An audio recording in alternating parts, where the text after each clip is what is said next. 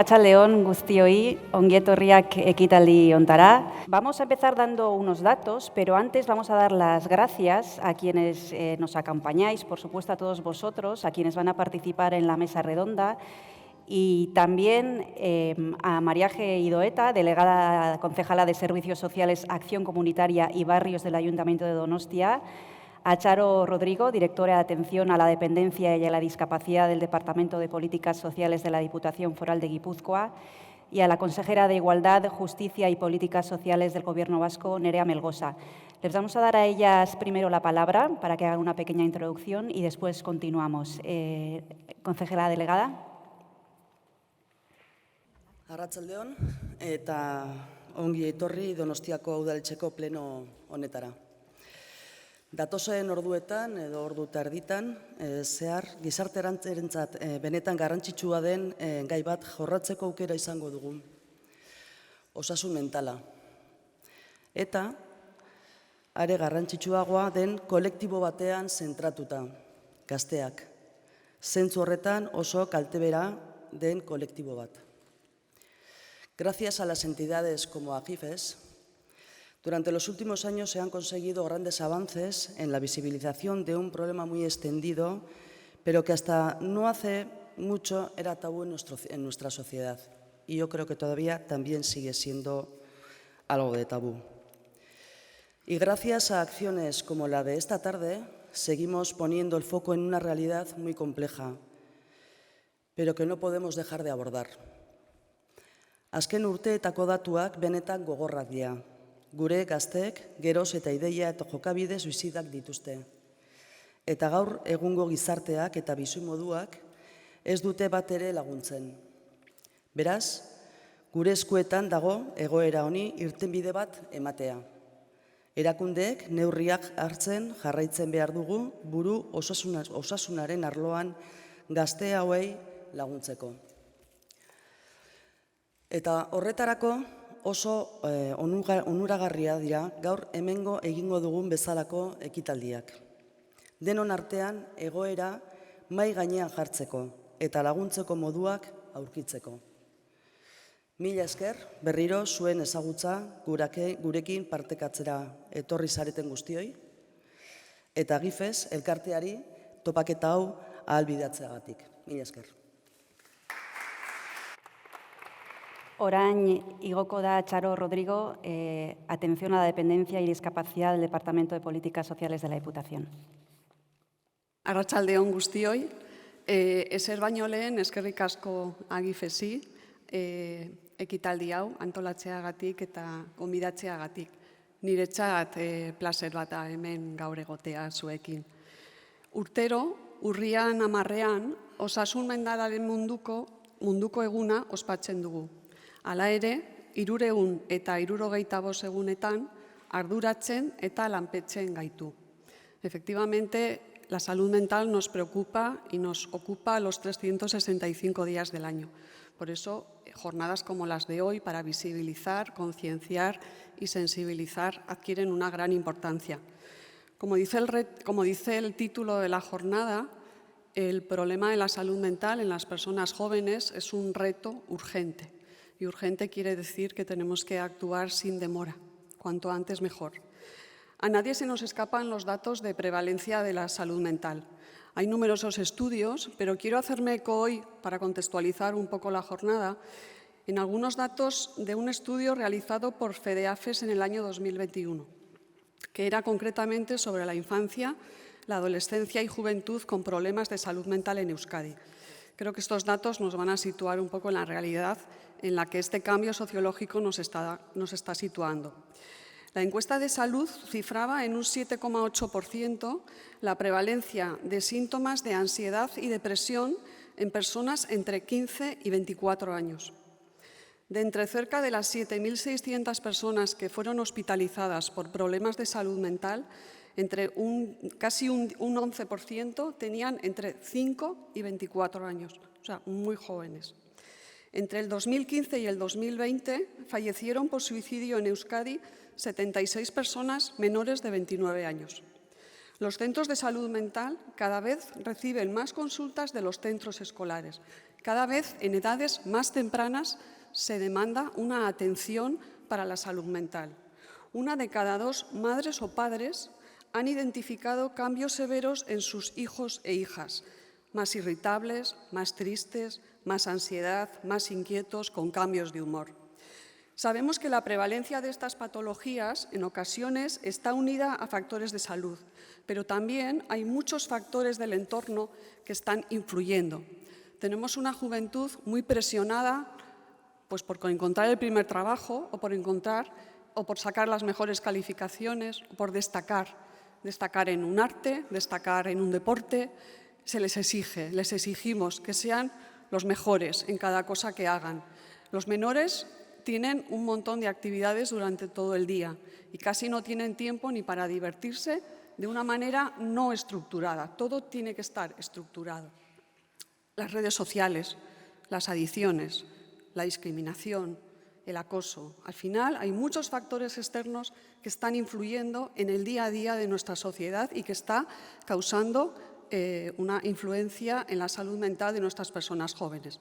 A esto no podemos dejar de añadirle que después de acabar de pasar una pandemia, como unos años duros que hemos pasado, las personas jóvenes, en comparación con otros grupos de edad, han sido quienes han sufrido un mayor impacto psicológico. Estos problemas de salud mental en la infancia y en la adolescencia, además de que generan un enorme sufrimiento a las personas que los padecen, también todas las familias, los allegados, las personas que estáis cerca, los estáis padeciendo, porque estáis viendo cómo están afectando a vuestras personas queridas, tanto en su bienestar, en su desarrollo y en su futura calidad de vida. Por eso, efectivamente, estamos ante un reto urgente. Hay una urgencia en atender estas necesidades para evitar que la influencia negativa que tenga en su calidad de vida sea mayor.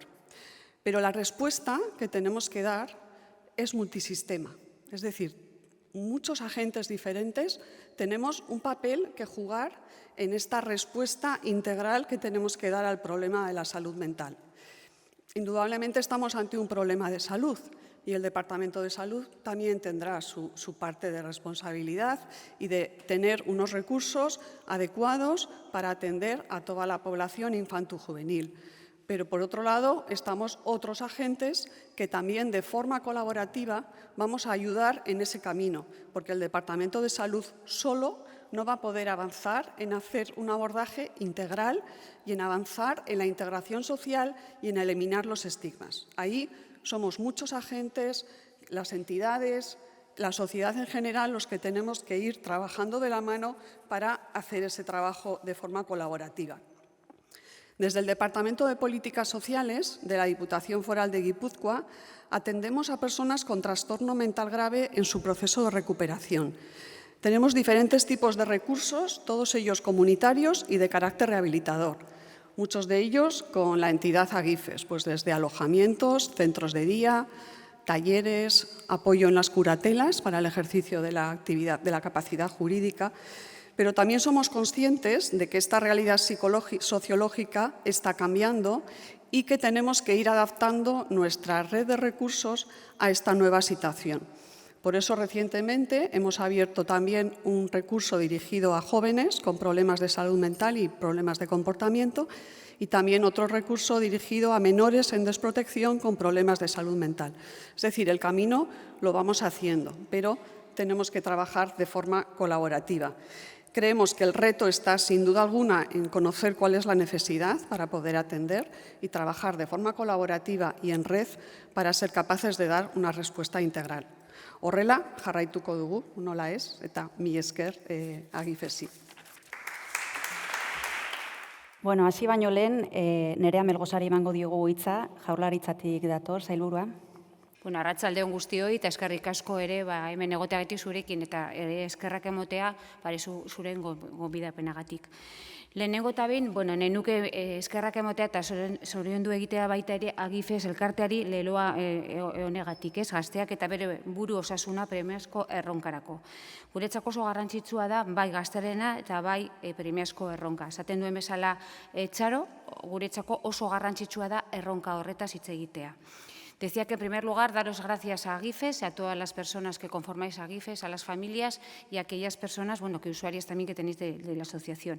Y decía que era importante recordar el propio lema que tenemos la jornada de hoy, ¿no? Hablamos hace una semana, estuvimos en Gasteiz hablando del Día Mundial de la Salud, el día 10 de octubre, y unas semanas después nos encontramos hablando de jóvenes y de salud mental y del reto y la preocupación. Para nosotros es importante hablar sobre todo de jóvenes y sobre todo también de reto. Y queríamos dar las gracias también a las personas que vais a dar luego los testimonios, porque no es nada fácil ponerse en ese lugar para contar un poco lo que sucede, ¿no? Porque muchas veces las instituciones estamos en una parte de la sociedad que parece que estamos más expectantes a lo que nos contéis, sino no siendo proactivos. Y creo que eso lo quitéis de vuestra agenda, de vuestra memoria, y que sepáis que las instituciones también estamos siendo proactivas poco a poco, también es verdad, en la salud mental. Es verdad que la salud mental existía, pero la pandemia nos lo agendó ya del todo en nuestra vida, ¿no? En la vida de la vida pública y la vida política. Por eso quiero agradeceros el trabajo incansable que habéis tenido durante estos años desde AGIFES y desde todas las familias que habéis conformado AGIFES, todas las juntas anteriores a la actual, porque bueno, pues habéis tenido un trabajo en silencio, pero lo que habéis trabajado ha sido en contra de la estigmatización y sobre todo también en contra de que esto cayese en el olvido. Entonces, bueno, daros las gracias por todo ese asunto. Es verdad que desde el Gobierno vasco no solamente no hacemos un apoyo directamente a AGIFES, sino que lo hacemos a FEDEAFES, a la propia federación. Es una forma de trabajar que tiene el Gobierno, que no hacemos el impulso a las propias asociaciones de cada territorio, sino lo hacemos a nivel global y a nivel país. Bueno, para nosotros la ansiedad, como os decía anteriormente, es consustancial al ser humano, ¿no? Decíamos que vivir comporta confrontar situaciones estresantes. Y el aumentar ansiedades y niveles de ansiedad y estrés en circunstancias que los justifican no significa necesariamente un aumento de trastornos psiquiátricos estructurados ni que nos vayan a sobrevenir un tsunami psiquiátrico. Esto me lo decía un compañero que muchos de ellos creo que lo conoceréis, Emilio Sola, que es psiquiatra y médico, y me decía, léselo para que lo tengan claro. Quiero decir que dentro de poco, o sea, decía él, ¿no?, que dentro de poco este estrés habría que verlo como algo positivo. No sé yo muy bien cómo verlo positivo, porque me lo voy a aplicar. Entonces, este estrés me decía, tienes que decirles que hay una palabra positiva del estrés que se llama eusestrés. Yo no la conocía. Esta palabra eusestrés es encarnar o provocar la empatía y desdramatizar nuestra situación y afianzar nuestra fortaleza interior. O sea, que parece ser que de aquellas situaciones que nosotros pensamos que nos provoca el estrés y situaciones malas, podemos sacar algo positivo. Por lo cual, creo que de lo que vamos a sacar, por lo menos yo voy a sacar muchas partes positivas, creo que voy a aprender muchos con vosotros y con vosotras, y sobre todo lo que voy a es sentir, empatizar y comprender la situación en la cual vosotros estáis trabajando, para poder luego aplicar las políticas públicas que nos toca hacer en este momento. Eskerrik asko. Eskerrik asko hiruei. Habéis apuntado algunas cosas de las que luego seguramente hablaremos. Por dar un poco de contexto, y algunas cifras ya han salido, vamos a dar algunos números que son bastante duros, pero que nos dan un poco la medida de cuál es la situación actual. Según cifras de un estudio de la FAD y de la Mutua madrileña, el 49% de la ciudadanía española de entre 15 y 29 años ha pensado alguna vez en quitarse la vida. De ellos, el 11% tiene este impulso con frecuencia y otro 13% con mucha frecuencia. El año pasado se quitaron en el Estado la vida 212 menores de 25 años. Y el 60% de estos jóvenes de entre 15 y 29 años dicen que han sufrido problemas de salud mental solo el año pasado, el doble que en 2017. Un tercio de los chavales y de las chavalas han tomado psicofármacos, la mitad de ellos sin control profesional. Los síntomas de los que hablan con más frecuencia son el cansancio, la falta de energía, la tristeza, problemas de concentración, miedo al futuro, dificultad para dormir, ataques de ansiedad. Los profesionales, por su parte, diagnostican depresión, ansiedad, déficit de atención, hiperactividad, adicciones, trastorno obsesivo-compulsivos, trastorno alimentarios. Y los datos son peores en los hogares con menos recursos económicos y también son peores según el género, porque hay prácticamente el doble de chicas de entre 15 y 29 años diagnosticadas de depresión o ansiedad que chicos de esa edad.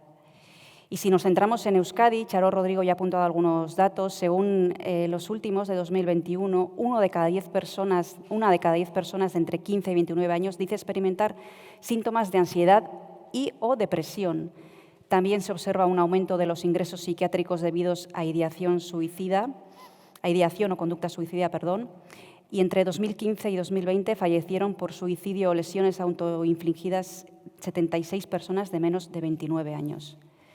Además, el número de suicidios totales ha crecido más de un 10%, pasando de 166 en 2015 a 184 en el año 2000.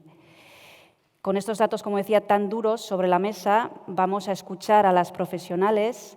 Queremos que nos cuenten qué ven ellas en las consultas, en los centros escolares, y también escucharemos a quienes nos van a traducir todas estas cifras en experiencias personales concretas. Y os voy a presentar por orden Jaione Mújica, a la derecha del todo, usuaria de Agifes, que nos va a contar con gran generosidad su experiencia personal. Eider Zuaitz, que es psiquiatra del Centro de Salud Mental de Andoain. Miquel Sarmiento, que también es usuario de Agifes y nos contará su experiencia personal. Y Nekane Azuabarrena, que es psicóloga de Agifes y responsable del programa Zeuk Aukeratu, cuyo objetivo es la prevención en centros educativos y en atención a jóvenes, adultos y familiares. No os he dicho, pero estamos grabando la conversación, después será difundida en redes sociales de Agifes para que lo sepáis, y en los asientos tenéis unas pequeñas tarjetas para que podáis escribir preguntas que os vayan surgiendo y que al final trataremos de responder, ¿vale?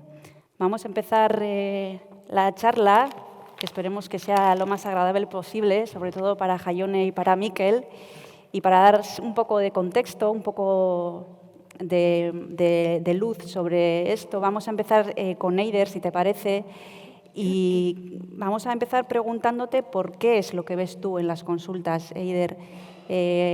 ¿Cuál es tu día a día? ¿Cuál es la situación que observas?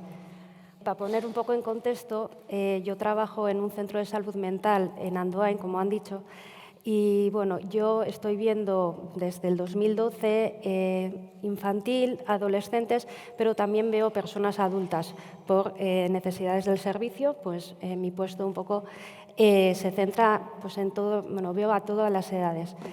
Pero es verdad que en los últimos años y sobre todo después de la pandemia ha habido un aumento de casos de adolescentes y niños también.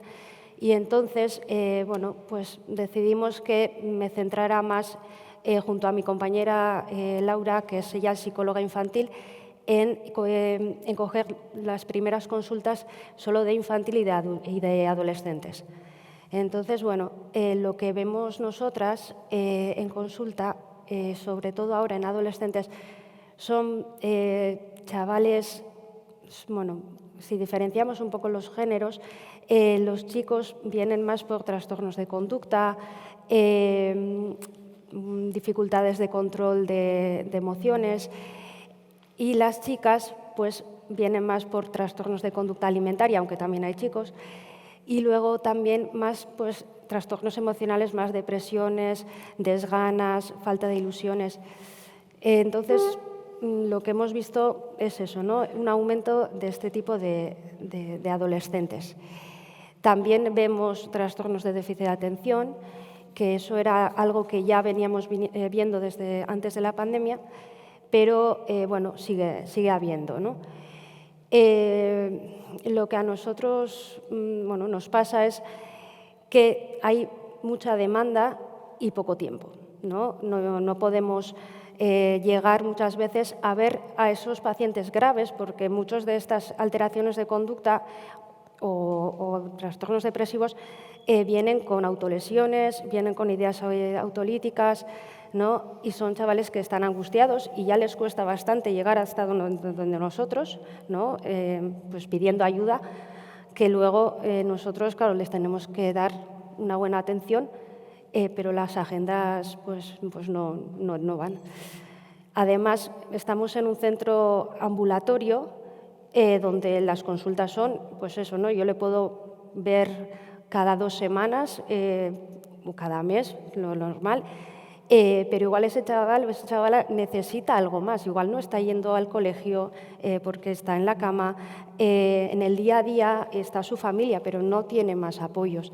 Entonces, no digo a todos, pero hay gente que está muy mal y que necesitan otro tipo de recursos, ¿no? Como hablábamos antes de hospitales de día, ¿no? Que esto, por ejemplo, bueno, yo pues en otras provincias, como puede ser Vitoria, bueno, Álava, o también Vizcaya, ya tienen estos recursos, ¿no?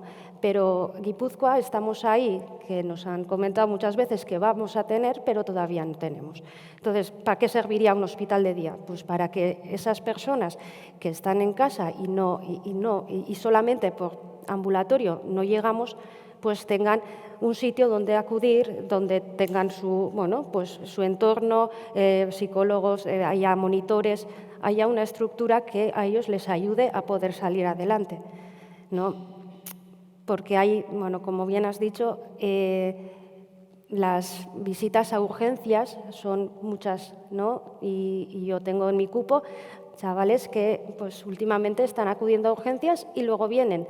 Pero claro, un adolescente que se ha tomado pastillas y yo le veo al día siguiente, ¿cuándo le veo de nuevo? ¿No? Esto también está pasando que el que puede, porque claro, aquí también lo económico cuenta, va a las privadas, ¿no? Y yo entiendo que lo hacen bien, porque al final si nosotros no llegamos, en algún sitio tiene que pedir ayuda y van a psicólogos privados. Pero es que en la privada también está habiendo un aumento, o sea, que los psicólogos privados están también ya saturados. Luego está el tema de la coordinación, ¿no? Que yo cuando, bueno, hasta la pandemia o un poco antes, yo no veía necesidad porque no tenía igual tantos pacientes que estaban en la privada y conmigo en la pública. Porque yo en esos casos, bueno, cuando ellos van a la privada, yo les digo, mira, o sea, si vais a hacer terapia, yo os acompaño y me ocupo un poco del tratamiento farmacológico, pero me tengo que coordinar con la otra persona, porque si no, yo voy por aquí y no. Y esto antes, por lo menos yo no me pasaba esto, ¿no? Entonces, bueno, pues la situación es, como bien habéis dicho, pues es urgente, ¿no? Porque hay chavalas y chavales que están mal y que están sufriendo y las familias también, ¿no? Y necesitamos tiempo.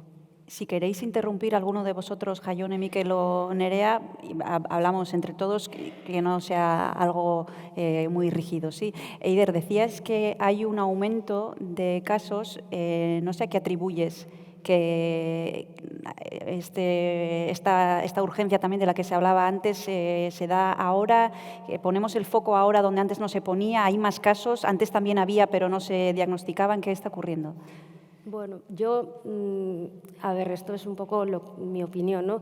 Yo creo que ahora hay mayor sensibilización, tanto por las escuelas, en las casas también, aunque todavía no se hable igual tanto de salud mental, pero bueno, ellos sí ven los adolescentes como están sus padres. En las escuelas, sobre todo, ¿no? El profesorado está más pendiente, ¿no? De qué está pasando y piden ayuda igual antes. Anteriormente yo creo que igual había también, ¿no? Adolescentes que no estaban bien, pero igual estaban más escondidos.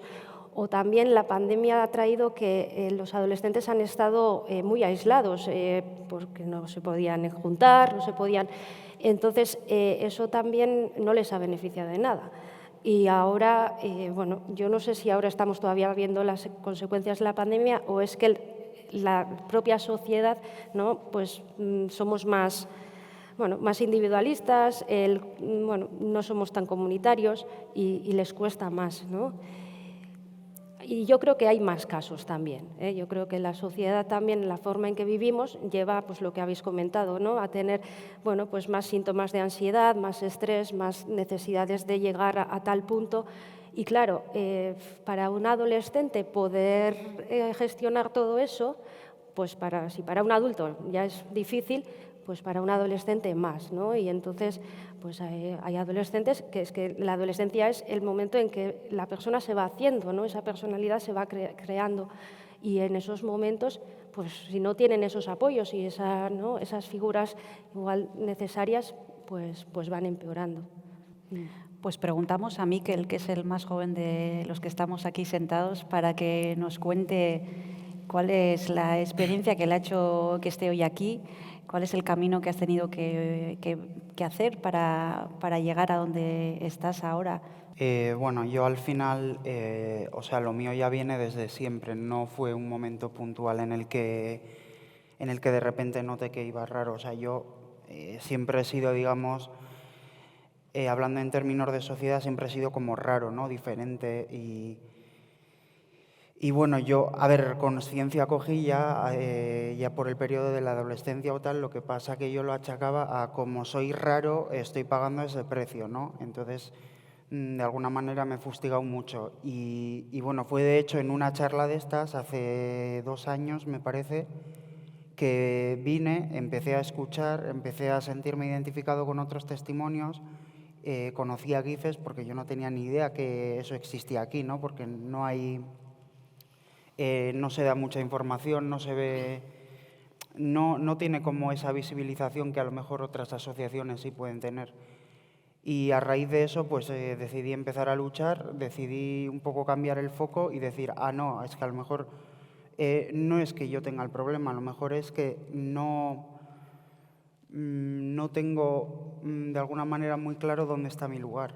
Y yo siempre me he achacado bueno, yo es que mi forma de ser no encaja en este mundo, pero no, sí que encaja en este mundo, porque yo soy parte de él igual que todos. Y a lo mejor simplemente lo que me falta es información y herramientas. Y para eso obviamente necesito una ayuda profesional. Entonces a raíz de eso pues fui a GIFER, me informé. A día de hoy estoy en un piso tutelado, de hecho con ellos, y estoy muy a gusto. Y joder, pues... No, al final que te das cuenta de la importancia, porque al final el trabajo lo hace uno mismo, ¿no? El trabajo interior, el autoconocimiento, eso lo hace uno mismo, pero el hecho de conocer esas herramientas, tener esa información, ese poder, al final siempre viene de lo externo. Aunque el trabajo sea interno, siempre necesitas una guía, algo que te diga, vale, por aquí, y luego tú eres el que hace el camino. Tú descubriste la asociación de casualidad, podríamos decir, ¿no? Más o menos, porque te acercaste a una de las charlas. ¿Has echado en falta algo en este camino que has hecho? A ver, pues sobre todo información, o sea, y sobre todo información personalizada, porque a lo mejor cuando una persona está mal, cuando una persona se encuentra perdida, no sabe a dónde dirigirse, siempre se tiende a lo mismo, ¿no? Pues vete al psicólogo, vete a tal, pero no se tiene en cuenta el contexto de esa persona. Es decir, es que a lo mejor esta persona tiene dinero, pero esta no. A lo mejor un psicólogo no le sirve, pero a lo mejor le puede servir conocer a otra persona que esté en su... O sea, como un poco adaptarse a las necesidades de cada uno. Y sí que de normal a todo el mundo se le dirige a lo mismo. Y es que a lo mejor lo que al 80% de la población le funciona, a mí no. Entonces yo creo que lo que he echado de menos ha sido un poco esa inclusión en función un poco de lo que yo sienta, de lo que yo necesite por mi forma de ser, dirigirme a un sitio o a otro. O sea, a mí me ha faltado esa información, esa escucha activa y decir, pues venga, vamos a buscar por aquí, porque al final en ese sentido he tenido yo que buscar y desesperarme y mientras pelearme con mi mente como he podido. A donde Eider llegan ya cuando ya saben, cuando hay un problema y ya el problema es evidente y llegan a tu consulta o a urgencias, Miquel decía que echaba en falta información y precisamente a eso se dedica Nekane, a dar información, entre otras cosas, ¿no? Tú acudes a centros escolares a dar charlas a profesores, a profesoras, alumnos y alumnas, ¿y tú qué es lo que ves allí, Nekane?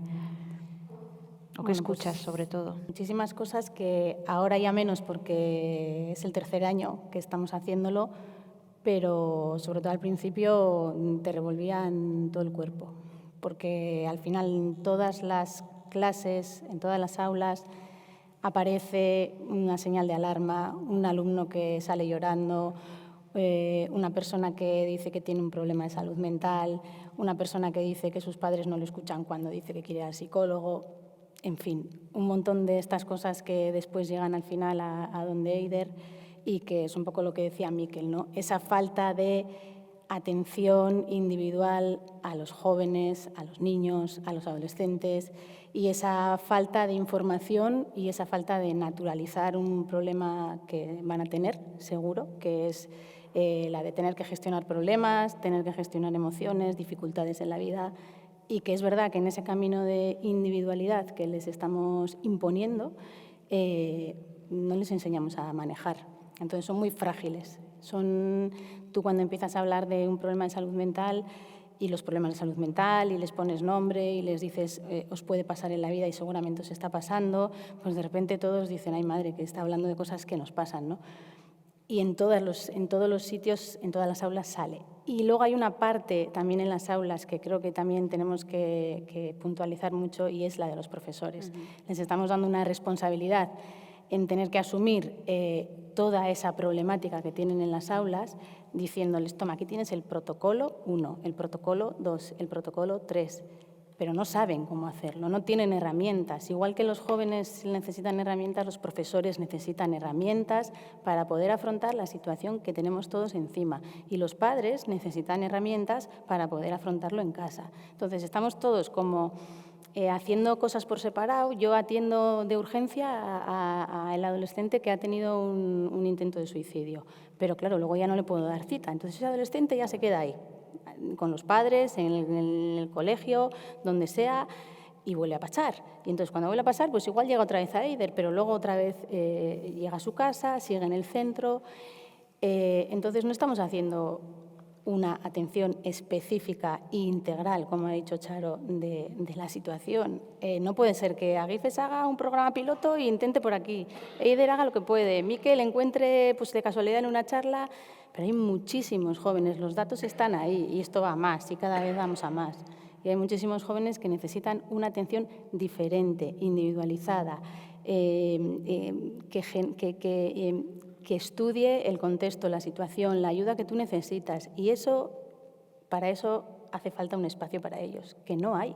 Un espacio en educación, en sanidad y en lo social, unificado e integral. O sea, yo creo que la palabra integral es lo que nos falta y estamos todos intentando ayudarles como podemos. Cuando vosotros vais a los centros, los chavales y las chavalas identifican las cosas de las que vosotros habláis, ¿les suena todo nuevo? ¿Ellos ya han oído cosas? ¿O Mira, porque cada vez se oye más hablar de este tema. Lo bueno es que estamos hablando de esto. Y lo bueno es que, igual que aquí, ellos también están empezando a hablar de esto, y no solamente ellos, sino sus referentes en TikTok, en Instagram, en todas partes, están empezando a hablar de esto.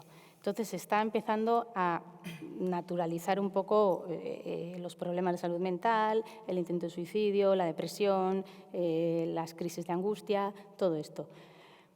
Eso está claro, que se está empezando a hablar. Y está claro también que ellos identifican enseguida todo eso y que ellos están pidiendo cada vez más ayuda, porque también hay datos de que cada vez más jóvenes están pidiendo ayuda profesional. Entonces, ¿qué estamos haciendo? Porque si piden ayuda, y a mí me ha pasado, salir de una clase en la que una chica ha dicho que ella lleva hace 4 años que tiene un problema de ansiedad, que lo está intentando gestionar, que ha ido a un psicólogo, que ha ido todo. Esa chica contarlo en esa clase, nosotros intentar sostenerla de alguna manera, y después, cuando estábamos hablando con la profesora de esa clase, la chica sale llorando y la profesora le dice, ¿te vas? Y yo digo, no se quedará en esto. Y dice, ¿te vas? Y dice, ya sí, me voy, llorando, y sale. Al momento que salía yo también con una compañera mía. Nosotras fuimos a hablar con esa chica, que se iba llorando. Entonces, esa profesora no tiene las herramientas, alguien tendrá que enseñarle a... No, tú cógele y no le digas, te vas, dile, ven, vamos a hablar, o sal con ella, ¿no? Entonces, ellos están pidiendo ayuda, se la tenemos que dar, pero no tenemos nada estructurado que les dé esa ayuda individualizada y adecuada y personalizada. Y los docentes, más allá de esos protocolos que has citado, que bueno, tienen ahí, ¿son cosas reales que ellos pueden aplicar? ¿Están perdidos también? Yo creo que están perdidos. Yo creo no, lo dicen, están perdidos. Yo me he molestado en coger esos protocolos, porque claro, a mí me parece fenomenal y todos tenemos que tener protocolos y tenemos que intentar gestionar las cosas de una manera, pero tú no puedes dar un tocho así a unos profesores y decirle, toma, protocolo de suicidio. Bah. Y si tienes un intento de suicidio, fijaros de lo que estamos hablando, si tienes un intento de suicidio en una de tus clases, hace esto, rellena esto, llámale a este. Vamos a ver. Tendremos que enseñarles a actuar en ese momento. También habrá que rellenar y habrá que decir y habrá que llamar al centro de salud mental y todo lo que quieras. Pero también habrá que enseñarles cómo en ese momento tienen que actuar, cómo tienen que hacer con ese adolescente, ese niño, ese joven que ha intentado suicidarse en un centro educativo. Entonces, están muy asustados de lo que les viene, de lo que tienen que gestionar en sus clases y de que no tienen herramientas para hacerlo y que las herramientas que les ofrecen hasta ahora son toma un protocolo. Jaione Mújica también está aquí para compartir su experiencia, al igual que Mikel. Jaione, ¿cuál fue tu recorrido también hasta llegar a GIFES y hasta encontrar algunas soluciones al menos a los problemas que tenías? Antes de contestarte, me gustaría decir algo. Si estoy aquí hoy, en este momento sentada en esta silla, es gracias a GIFES. Y esta señorita que está sentada a mi derecha, que trabaja en un centro de salud mental de Andoain y que me han rescatado en momentos muy puntuales. También aprovecho para decir que me alegra mucho que se nos dé voz a las personas que sufrimos una enfermedad mental, o como en mi caso, que sufro una enfermedad mental y tengo una hija con una enfermedad mental muy grave. Porque creo que muchas veces, en general, los profesionales, los políticos, y yo en su día cuando era profesional también, que trabajaba en Aspace y estaba segurísima de lo que necesitaban mis chicos. Hasta que un día hicimos un taller de sueños y escuchamos lo que necesitaban y no tenía nada que ver, o nos sorprendimos por lo que allí salió. Entonces tengo que dar las gracias por darme la oportunidad de expresarme y de comentar y de pedir, sobre todo a estas personas que tenemos aquí, que tienen el poder para cambiar las cosas, cuáles son nuestras necesidades. Y ahora ya te contesto. También vamos a hablar de las necesidades, Jaione, pero antes cuéntanos brevemente para después hablar de las necesidades. Bueno, pues yo llego a GIFES de una manera bastante, pues un poco como Mikel, bastante así. Después de estar mucho tiempo pues muy perdida, sentirme muy sola, tener buenos profesionales al lado con una agenda que no les permite recibirme con la intensidad que ellos quisieran. Y me encuentro en el Diario Vasco pues un anuncio de que en GIFES se va a montar un grupo de apoyo para la depresión. Y tengo la suerte de leerlo y de animarme a llamar. Y estoy en un grupo de ayuda a personas con depresión, con Maider Gorostidi, que está por ahí. Y también tuve la oportunidad me ofreció a GIFES la oportunidad de estar en un grupo, en un programa que se llama de apoyo mutuo, que lo lleva Mikel Merino, que es un enfermo mental, con el que quedaba habitualmente cada 15 días y hacía un trabajo que en ningún caso ni mi psiquiatra ni mi psicólogo lo veían como que estuvieran irrumpiendo en un tratamiento que ellos estaban haciendo conmigo, sino todo lo contrario. Tuve la suerte de poder comunicar a mi psicólogo y a mi psiquiatra de la Seguridad Social que estaba yendo a un grupo de apoyo de GIFES, de depresión, y que además Mikel Merino me estaba prestando ayuda. Con lo cual, dentro de todo, fui muy afortunada de tener personas alrededor que entendieran esta situación. Y así llegué, y ahí llevo 3 años. Y como digo, en determinados momentos me han salvado la vida, como suena. En este recorrido, Jaione, ¿tú qué agujeros has visto? ¿Qué necesidades has sentido? ¿Hablo de mí o hablo de mi adolescente? De lo que tú quieras. De mi hija. Hay un tema que a mí me llama mucho la atención, ¿no? Que es que sabemos que las enfermedades mentales se curan con terapia, ¿no? ¿De verdad pensamos que una enfermedad mental grave se va a curar con una terapia cada mes y medio? ¿De verdad pensamos que, como en el caso de mi hija, un trastorno de conducta alimentaria muy grave, que en este momento somos de las pocas comunidades de España que no tenemos una unidad de trastornos de conducta alimentaria, se va a curar estando en agudos 3 meses con una sonda y cuando sale de agudos después de 24 horas de apoyo, se supone la siguiente consulta, que en el mejor de los casos, que le vaya a poder coger su psicólogo, su psiquiatra, es al mes y medio? no sé, a mí me suena un poquito a ciencia ficción, cuando hablamos de gravedad, cuando hablamos de que esa persona se tiene que enfrentar luego a ir al colegio, o al trabajo, o simplemente levantarse de la cama. Entonces, creo que lo que está muy claro es que hace falta más personal cualificado y preparado. Hace falta un hospital de día, como decía Eider, para recoger a la gente, para recogernos cuando salimos de agudos, que yo he estado 2 veces ingresada, estás 24 horas con vigilancia y sales a la calle y la calle es enorme y da mucho miedo.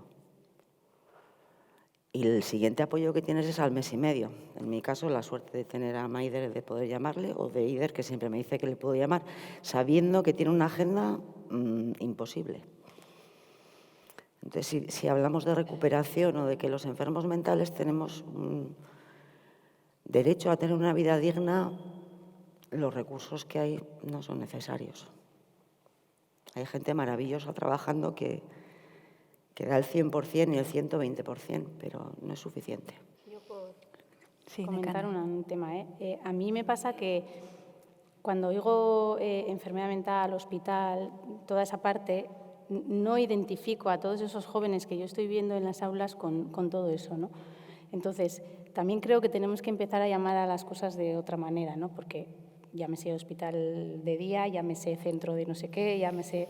Pero sí que hay que darle un formato mucho menos hospitalario, creo, porque nos falta un apoyo mucho más allá, lo que dices, ¿no? Mucho más allá de que cada mes y medio te vea un psiquiatra, un psicólogo en el centro de salud mental. Nos falta un apoyo continuo que tiene que darse desde un ámbito mucho más general y mucho más individualizado y mucho menos hospitalario y medicalizado. Sí, en eso, en otras, ¿no? O en otros países, o sea, se funciona de otra manera, ¿no? Y es mucho más comunitario, ¿vale? O sea, pues igual, bueno, yo sé algunos ejemplos, pero en Cataluña, por ejemplo, o bueno, también, bueno, en otros países, eso se trabaja de otra manera. Hay, cuando se habla comunitario, pues hay equipos que se centran y atienden a esos, porque no hemos hablado, pero también yo quiero también hablar de esos enfermos mentales graves, jóvenes, que serían esos chavales que tienen un primer episodio psicótico, que igual, bueno, que están dentro de ese pool de adolescentes. Alguno de ellos, pues es así, o sea, va a pasar.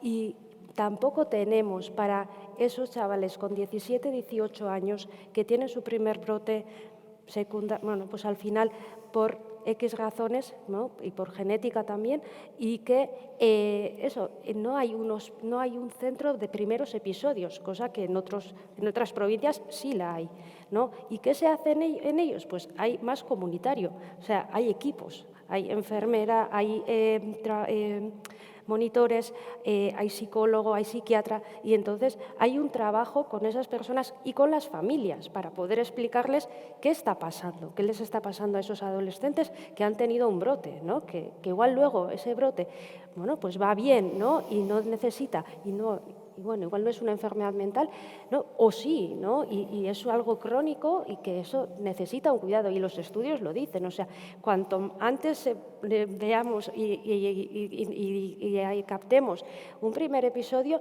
mejor va a ser su pronóstico.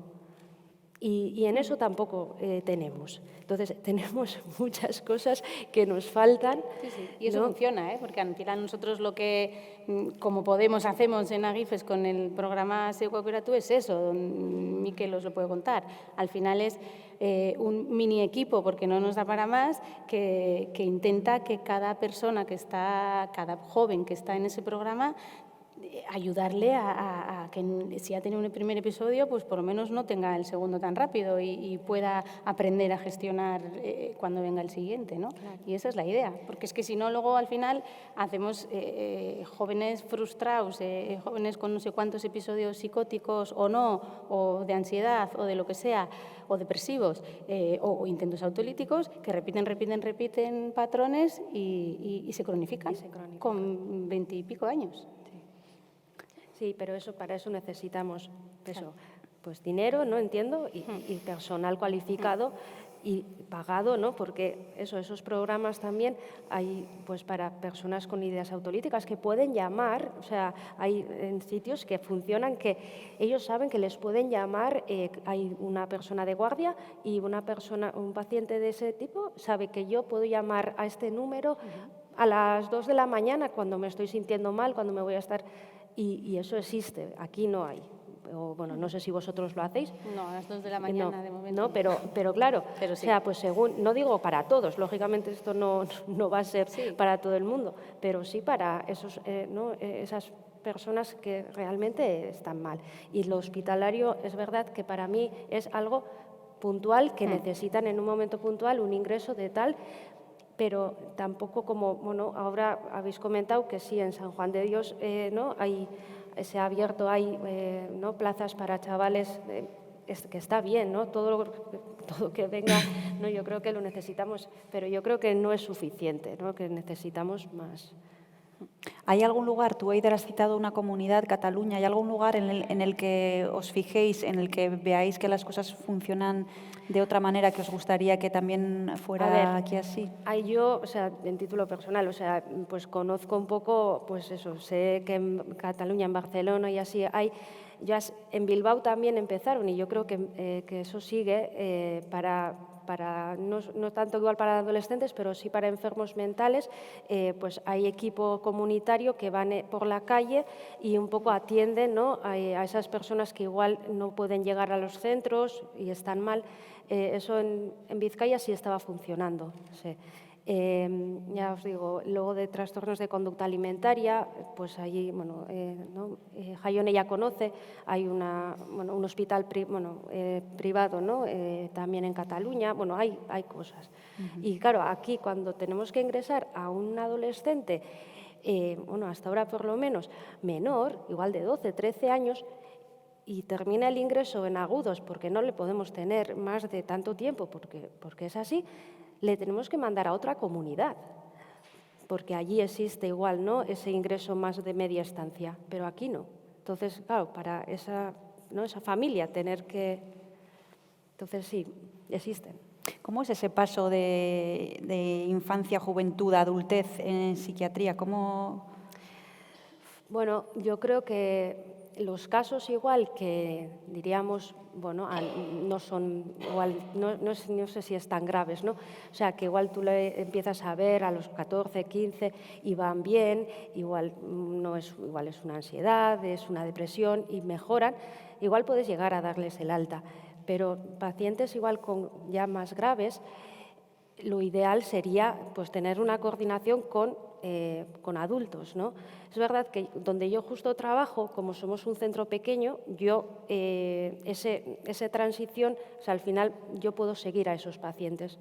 Entonces, o tengo al lado a mi compañera, ¿no?, que le puedo contar un poco su historia y pueden seguir.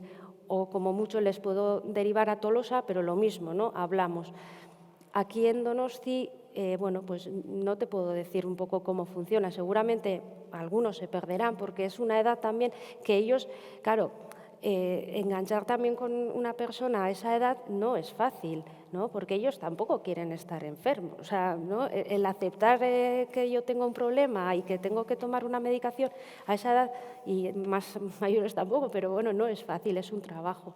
Entonces, muchas veces seguramente que se perderán. Sí, aquí se pierden mucho. Yo te digo porque a nosotros al final nos llegan muchas veces en ese tránsito de 17 y pico, van a cumplir 18 y me han dicho que voy a pasar a adulto y no van. Y ahí ya, si hasta ahora era pues pocas citas, en la medida de lo posible se les da, pero se les da poco, pues a partir de 18 ya se pierden absolutamente, porque hay una parte que está todavía sin trabajar, que es esa aceptación, ese tener un problema de salud mental, lo que supone en mi vida, cómo lo voy a regular, gestionar. Y claro, con 18 ya pues te darán cada 2 meses la cita, si tienes suerte ahora mismo, y sí, te pierden. Es un poco, ¿no?, y luego ya es mayor de edad, entonces claro, también entra, bueno, tú vas si tú quieres, ¿no? Y entonces, bueno, pues ahí también, pues muchos no quieren, ¿no? Es verdad, al final. ¿Y cuál puede ser el futuro, o bueno, el futuro inmediato al menos de una persona a la que se le va a ver cada 2 meses? si no tiene más recursos para ir a una consulta privada, por lo menos, ¿cómo? A ver, es que es así o sea, es un poco difícil porque, claro, Sí. según lo que le pase, ¿no?, a esa persona. Yo creo que si es una persona que está sufriendo mucho, pues lógicamente terminará yendo a urgencias o en algún sitio porque no puede, ¿no? Entonces, pues seguramente llegará antes. Esas personas que igual no cuentan, ¿no?, o esperan, pues irán a peor. Lógicamente, si no tienen igual una atención, ¿no?, suficiente. Pero es un poco según... A mí se me hace difícil saber, ¿no?, así en general. Pero bueno. Jaione, que has tenido conocimiento decía Eider también, de cómo funcionan las cosas fuera de aquí también, dirías que tenemos margen de mejora, ¿no? Yo creo que sí. Yo creo que sí. El tener que buscar fuera de la comunidad ayuda profesional significa también romper una familia, porque hay que trasladarse allí, hacer las visitas allí, hace falta unos recursos económicos y que tampoco acabo de entender por qué en Euskal Herria, que tenemos una Osakidetza tan maravillosa, pues no tengamos un centro específico de trastornos de límite de personalidad que, bueno, pues por ejemplo en Cataluña existe, en Barcelona existe, pisos de acogida, transiciones, como decía Eider, ¿no? Pues una paciente, por ejemplo, como mi hija, que es grave y que en este momento ya está cronificada con 24 años, empezamos en los periplos pues con 14, en infanto juvenil, pues a mí me resulta imposible tirar la toalla. Y hemos vivido circunstancias tan duras. Y bueno, luego tengo que decir cómo llegar al hospital de San Sebastián con una chavala con un intento autolítico serio, salir, bueno, estar 48 horas en urgencias, bueno, todo su proceso, salir pues 2 psiquiatras de guardia y decirnos que nos mandaban a nuestra hija a casa. Porque les había dicho que ella no se quería quedar. Y entonces, pues en una de las situaciones nos vimos, pues tanto mi marido como yo, pues con una agresividad por nuestra parte muy importante hacia ellos, pero lo curioso es que al final le ingresan y la siguiente psiquiatra que nos atiende en psiquiatría, ya en agudos, nos dice que está muy grave, tan grave que su vida corre peligro y que en el mejor de los casos va a haber un ingreso mínimo de 3 meses. Cuando 2 días antes mandaban a ese paciente a casa. Yo no soy ni psiquiatra ni psicólogo, pero necesito entender eso. Y a día de hoy no lo entiendo. Bueno, estuvo 3 meses y ahora está en Barcelona, en un centro específico en el que llevan 6 meses y va para largo. Entonces, como familiares a veces, yo la palabra que más define el dolor que he podido sentir ha sido soledad. Y hemos tocado, os aseguro, que muchas puertas, muchas, en Euskadi. Y en Barcelona, pues ahora mismo existe ese centro, pero incluso, perdona, que me estaba yendo, pero es que incluso tienen unos pisos tutelados que pertenecen es decir, que son públicos. Hay un hospital de trastornos de conducta alimentaria y trastornos límites de personalidad que es público, además del privado que existe. Entonces, bueno, pues nosotros hemos encontrado muchos agujeros. Ya sé que queda un poquito mal decirlo, pero... Vamos a ir terminando, pero que sepáis que vamos a ir a empezar a recoger las preguntas que hayáis podido escribir en las hojas que teníais en las sillas para que podamos leerlas por si queréis apuntar algo rápido. Soledad, decía Jaione, es una palabra que identificas tú también, Nekane, que te la encuentras muy a menudo en la asociación. Sí, es una sensación de soledad y de un poco lo que ha empezado antes Miquel diciendo, ¿no? Yo es que será que soy raro y que no me adecuo a lo que es esta vida y la juventud y todo esto, ¿no? Entonces, esa sensación de soy diferente, estoy solo ante esta situación, existe porque en sus iguales y existe también muchas veces en casa, en el colegio y en muchos sitios, ¿no? Porque todavía hoy en día cuesta muchísimo hablar con tus hijos, con tus alumnos, de que pues tú, aunque seas adulto y tengas, me da igual cuántos años, has podido pasar situaciones complicadas en tu vida y contarlas y normalizarlas y incorporarlas a la vida de la gente todavía cuesta. Parece que todos lo hacemos todo bien y entonces, claro, ellos tienen un listón muy alto al que no llegan y sienten que no pueden llegar, ¿no? Es una impotencia, es soledad.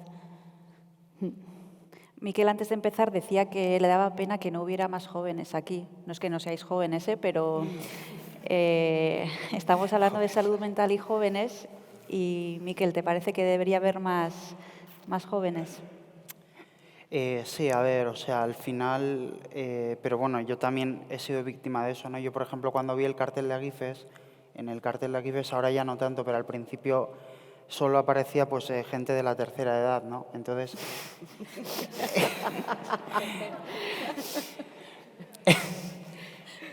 Entonces sí que de alguna manera te da como esa sensación de que parece que los jóvenes no tienen problemas, ¿no? O que están más capacitados para llevarlos, o directamente que no tenemos derecho para, no sé, para quejarnos o para pedir ayuda. Parece que todo lo tenemos que llevar nosotros mismos, aceptar que eso es la vida, sufrirlo y simplemente acatar lo que te van diciendo, ¿no? Ponerte como en un rol, pues eso, obedecer, aceptar y seguir para adelante y resignarse.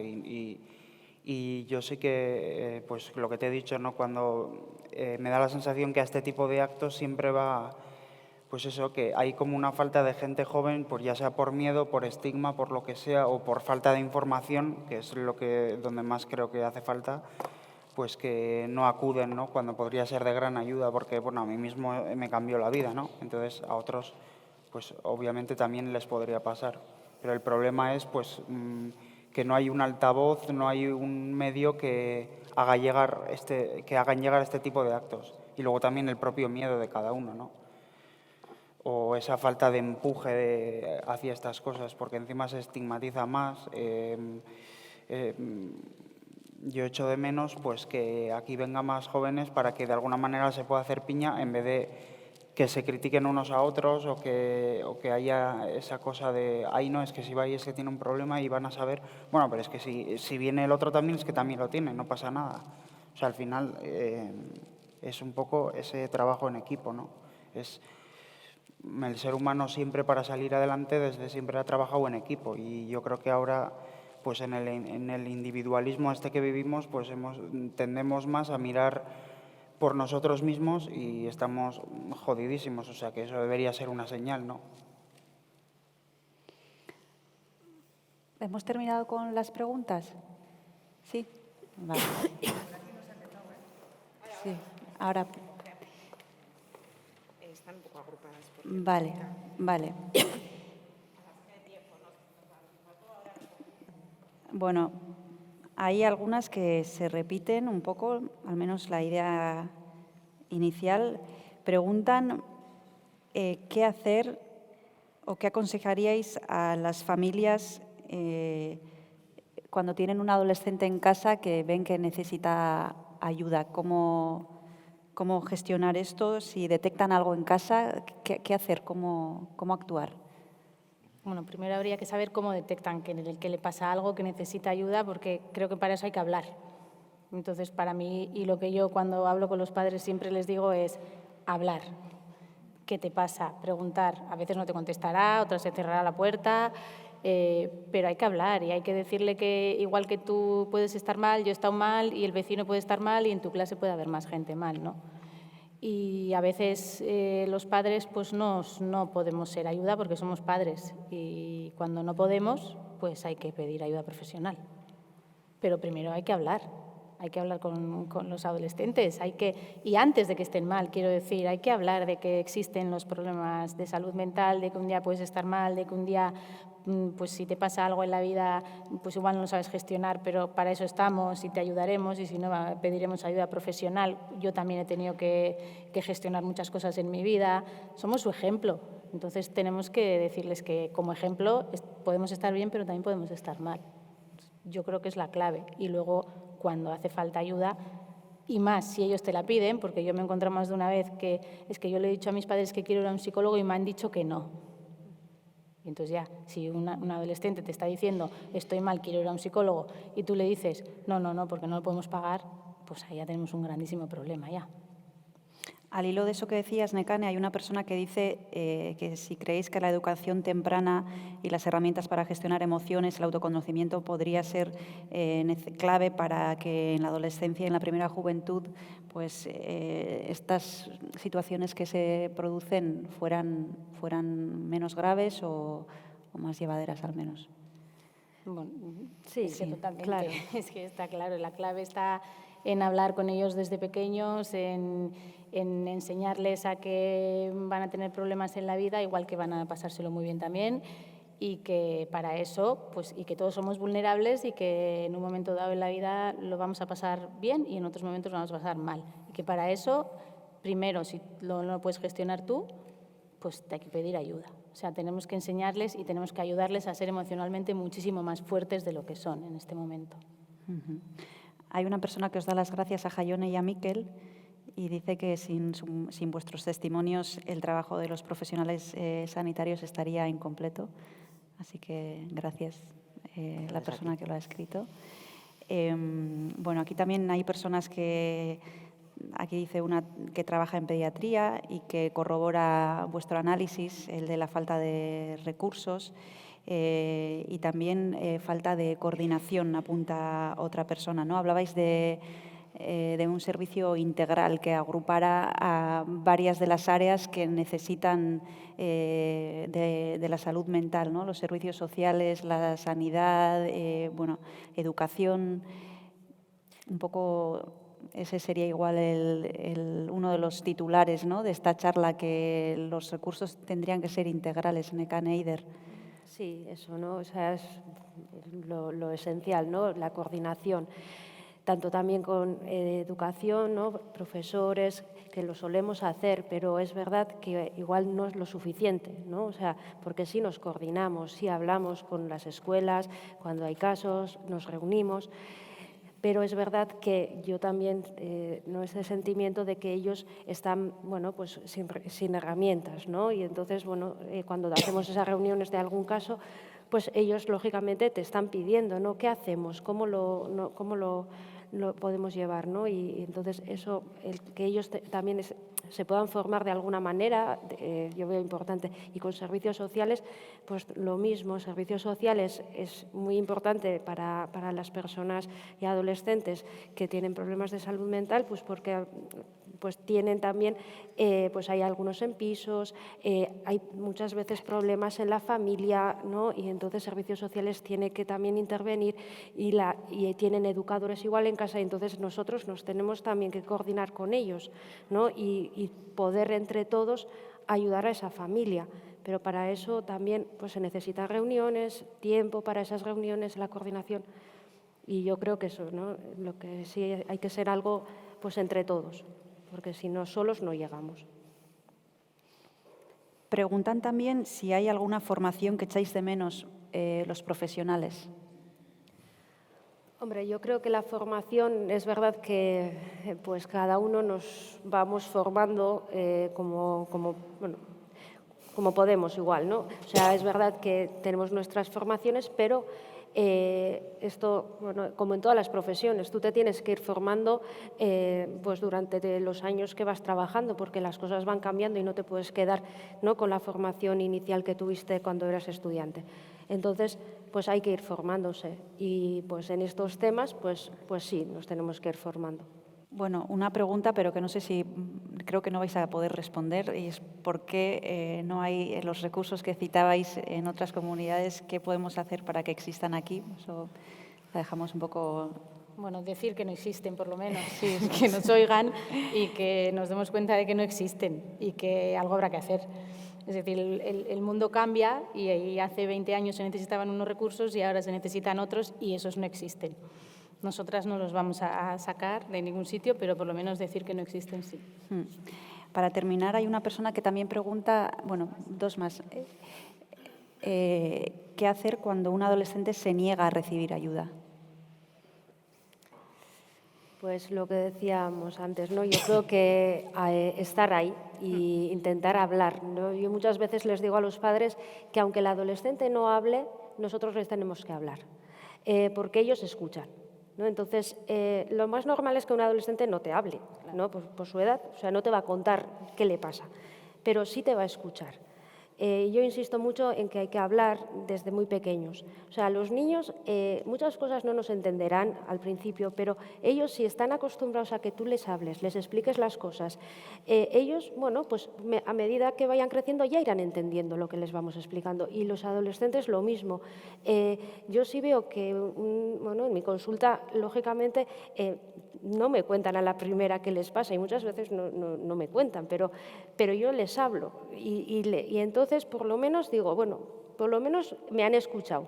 Yo les dejo la puerta abierta. Si quieren volver, o sea, ya saben lo que tienen que hacer, porque no es fácil hacer una alianza y menos cuando están mal, ¿no? Y ellos además creen que tú qué le vas a ayudar, ¿no? O sea, tú qué sabes, ¿no? De lo que me pasa a mí.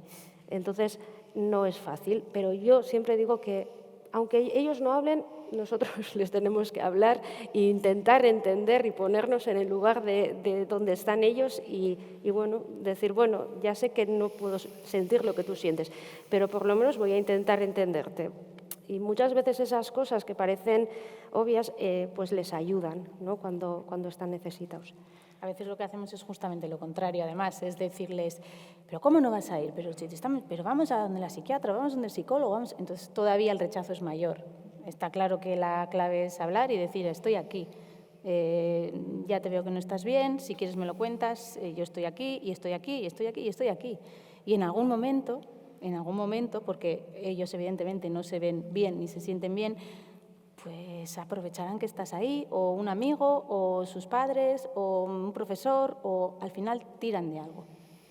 Y sobre todo, yo ahí sí que quiero añadir que por no dejarles con las voces de su cabeza, ¿no? Que a lo mejor si una persona tiene pensamientos intrusivos con los que se está envenenando y con los que se va a perjudicar y encima no es consciente de esto, tú puedes pensar, vale, no me va a escuchar, pero al menos ya esos mensajes se los estás lanzando y en algún momento utilizará ese código para poder decir, bueno, pues igual por aquí hay otra salida, pero si tú a esa persona la dejas sola y se va envenenando y nadie le da de la mano o le enseña que hay una mano, él solo va a ver el agujero, por tanto, él va a ser el agujero, va a estar ahí, no va a salir. Para terminar, las dos últimas, y al hilo de un poco de la última que planteábamos, ¿qué hacer con una persona que no quiere tratarse? Pues es un poco lo mismo, ¿no? Hay que esperar, ¿no? No podemos obligar a nadie, ¿no? Si no es en un momento muy, muy agudo, ¿no? Donde ahí ya, ¿no? Corre peligro la vida y ahí, pues, bueno, se hace, ¿no? Lo que se llama lo involuntario, pero en general no se llega hasta ahí. Entonces, es pues lo mismo, hablarle, ¿no? Decirle, bueno, pues yo creo que lo mejor sería esto, pero bueno, entiendo que ahora no estás en ese momento. Y esperar, porque bueno, a veces necesitan tiempo, ¿no? Pero los adultos también, o sea, necesitamos tiempo para aceptar que igual necesito ayuda, o necesito una medicación, o necesito, ¿no? Pues, y es tiempo, y bueno, igual se tiene que caer también para venir otra vez, y somos humanos, o sea que no... Es que ojalá pudiéramos decir, mira, haz esto y te va a funcionar, pero es que no lo podemos decir, porque estamos hablando de personas, de situaciones personales, de jóvenes con unas dificultades tremendas. Entonces, yo siempre, a los profesores siempre les digo, ojalá te lo pudiera decir, pues que no hay magia, no tengo la varita y no te puedo decir, mira, haz esto y te va a funcionar. Pero lo único que sí podemos decir es estate, habla, dile que estás ahí y muéstrale que estás dispuesto a ayudarle cuando lo necesite. Ahora sí que las dos últimas ya igual. ¿Cómo influyen las redes sociales en la salud mental de los jóvenes? Que no ha salido este tema, pero es muy importante. Bueno, pues yo creo que influye muchísimo, ¿no? El tema de las redes sociales. Y yo creo que ahí, por ejemplo, sí es verdad que igual no estamos tan preparados. Bueno, yo hablo, esto lo hablo desde mí, ¿no? Pero es verdad que es un mundo que ellos están ahí, lo viven, ¿no? Están a tope, pues eso, con el TikTok, con el Instagram, y lo que se mueve ahí, no, yo por lo menos se me hace muy difícil llegar a que me lo... Porque para ellos igual no es nada grave, bueno, es lo que se hace, es lo que... Y ahí, bueno, pues pasan muchas cosas, ¿no? Muchas veces pues ellos se sienten inferiores, se sienten pues que tiene que ser igual que, ¿no? Pues el no sé quién que sale en Instagram, y se comparan mucho, ¿no? Es una edad donde, bueno, con el otro se compara mucho, quieres llegar a ser igual. Entonces, es un tema muy, muy importante que yo creo que lo tenemos que trabajar más con ellos. Y igual también desde los centros educativos, ahí igual se puede trabajar más fácilmente que nosotros igual en consultas individuales, ¿no? Pero sí, para bien y para mal. O sea, hoy en día sí que también influye en positivo, quiero decir, porque es verdad que están saliendo muchas personas como referentes que tienen ellos de Instagram, de TikTok, de YouTube, que están diciendo yo también he estado mal, yo también he ido al psicólogo, y eso nos está sirviendo. A mí me sirve mucho, por ejemplo, ir a una clase y decir, ¿habéis oído a Ibai Llanos que ha dicho esto? ¿Habéis oído a Alejandro Sanz que acaba de decir que estaba mal? Sí sirve. Pero es verdad que hay que trabajar mucho con ellos y hay que hablar muchísimo más de cuando sale en Instagram, mira lo que ha hecho, sí, pero tú estás viendo la parte de lo que ha hecho, pero tiene una vida detrás, como tienes tú, como tengo yo, como tenemos todos, en el que también tendrá problemas, ¿no? Y para terminar, una reflexión que alguien de vosotros ha escrito, que casi ha hecho el resumen de lo que hemos hablado aquí. Dice que es importante hablar de prevención en la salud, que la salud mental es multifactorial, ¿no? Hemos hablado de esto, que es necesario impulsar cambios en la sociedad para que no genere tanto aislamiento y estrés a nivel familiar, en el colegio, en el barrio, y la importancia también subraya de los servicios sociales y de la educación, y apunta varios vacíos, en concreto 3 esta persona: hospital de día, primeros episodios y unidades especiales como trastornos alimentarios. Y dice que en otras provincias existen y que hay que reforzar también el sistema sanitario. Bueno, pues concluimos subrayando algunas de las ideas que han salido aquí y que nos apuntaba esta persona también. Se solicita o subrayáis la importancia de que la respuesta sea individualizada, detectáis una falta de recursos y de información, también Miquel decías, información personalizada, y se piden pues soluciones integrales, ¿no? Que afecten a varias áreas que están implicadas en este problema: la salud, los servicios sociales y la educación. Jaione, por terminar, sí. Señalar que me gustaría que no sé quién de vosotros sería el responsable, pero que alguna vez se diera algún político una vueltita por el psiquiátrico de San Sebastián, por la unidad de agudos, a ver si le parece un sitio agradable para estar. Goixo. Bien, pues yo también. Y, no sé, el que haya un patio donde tengamos ratas, porque teníamos ratas, el que las habitaciones sean tan pequeñitas, el que bajemos a un patio en invierno que hace mucho frío y no tengamos secadores de pelo para todas las mujeres que estábamos por allí. Es difícil no sentir un estigma social cuando dentro del hospital sí que existe ese estigma. Y sin más lo dejo ahí. A lo mejor no se puede poner un cuadro por seguridad, porque yo entiendo que bueno, pues hay personas que en determinados momentos tengan un brote. Pero bueno, yo creo que a mí me hubiera gustado recibir a mi familia pues en un sitio donde no estuviera la tele puesta, jugando a cartas en un espacio como el que es, tener un silloncito, no sé. Y ni te cuento las personas mayores con las que tuve la enorme suerte de compartir habitación, que ya eran personas de cierta edad que yo creo que sí se merecían algo un poquito más goixo, un poquito más, que es bastante complicado eso, el estar, si has estado, pues 24/7 bajo llave, ¿no? Y entonces el tener un entorno un poquito más rico, un poquito más digno. Gracias. Pues es que ricasco, Jaione, por compartir tu testimonio, que no es fácil estar aquí hoy. Sobre todo a Miquel y a Jaione por vuestra generosidad, también a Eider y a Nekane por compartir vuestras experiencias profesionales y al final ya algunas personales también seguro. A vosotros por venir, por haberos acercado. Seguro que Agifes seguirá organizando más talleres, más charlas donde podamos compartir experiencias, y os invito a que sigáis sus redes sociales en Instagram, Twitter, Facebook, su canal de YouTube, y también os invito a suscribiros a su newsletter en agifes.org, en la web, donde tendréis noticia de todas las cosas que van organizando.